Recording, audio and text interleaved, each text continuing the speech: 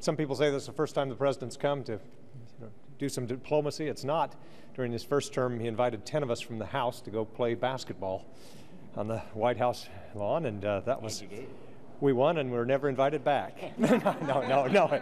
Actually, we traded games. It was a good experience.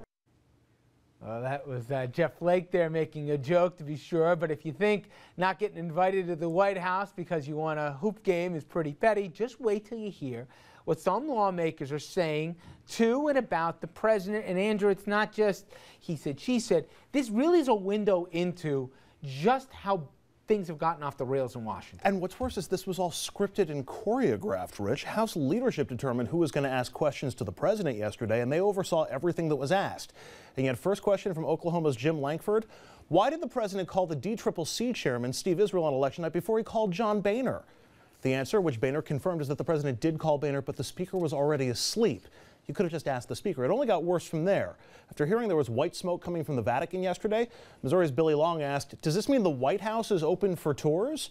North Dakota's Kevin Kramer, after the president noted that Republicans have Fox News on their TVs, Democrats have MSNBC, he told reporters, I find him to be quite interested in politics. You usually don't expect the president to use such specific partisan political imagery. Nebraska's Lee Terry told reporters on the president's charm offensive, quote, the spell didn't take, but it's one that needs persistency.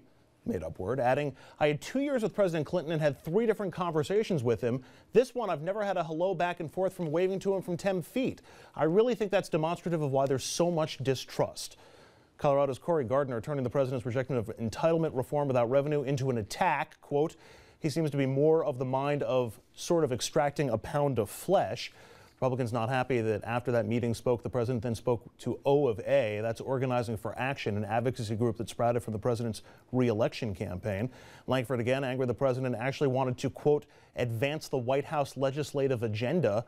Illinois' Peter Roskam, complaining of that OFA was just designed to thin our herd. And Staten Island Congressman Michael Grimm shocked to find there's gambling going on here. Quote, we feel the president has been very political and very calculated. It's the president playing politics.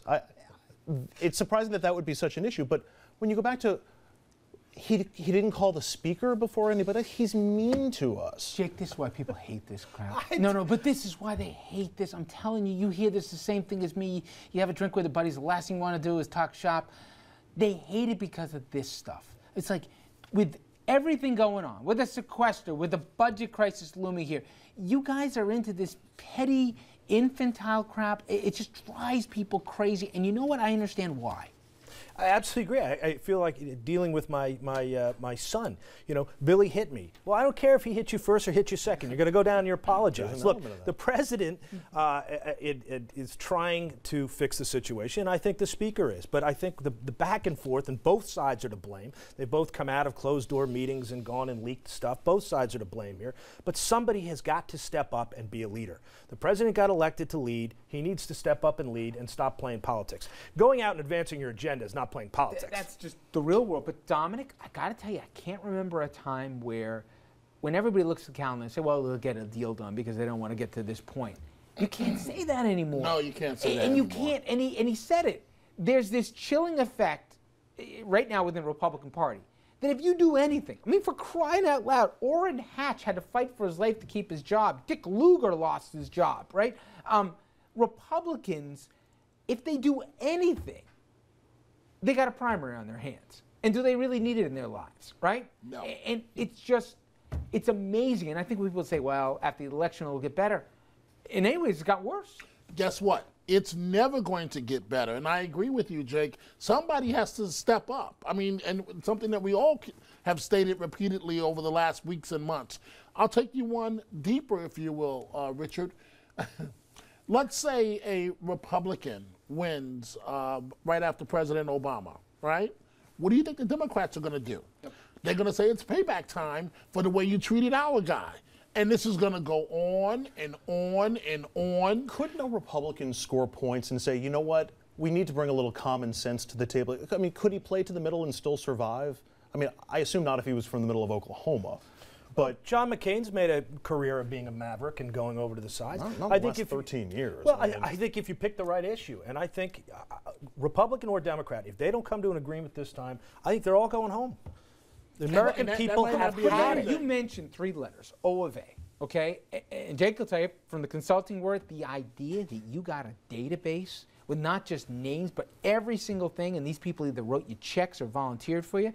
I think he decided after the first 4+ years, forget this.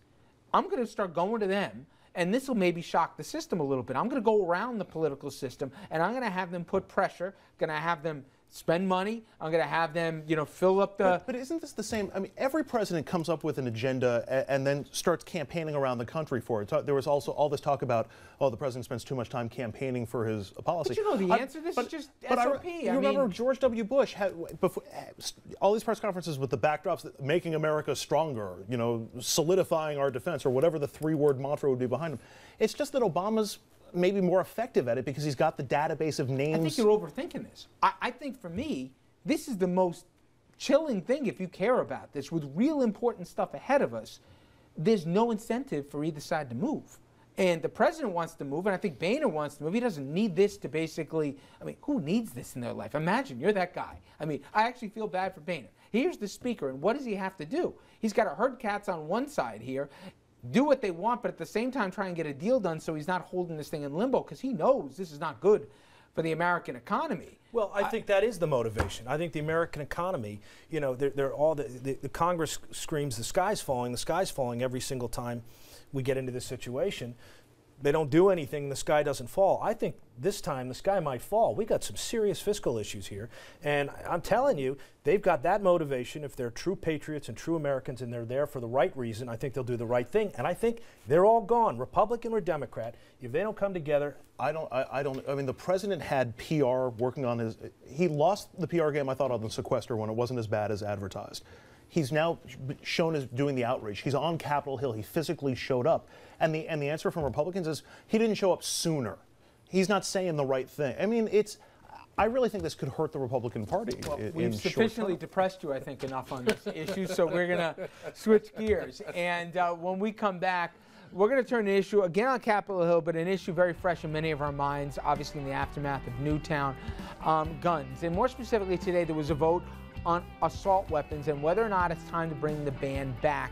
Could the measure be authorized? Well, a bill took a major step forward today. We'll tell you about that and whether or not it's got a real chance to actually get through.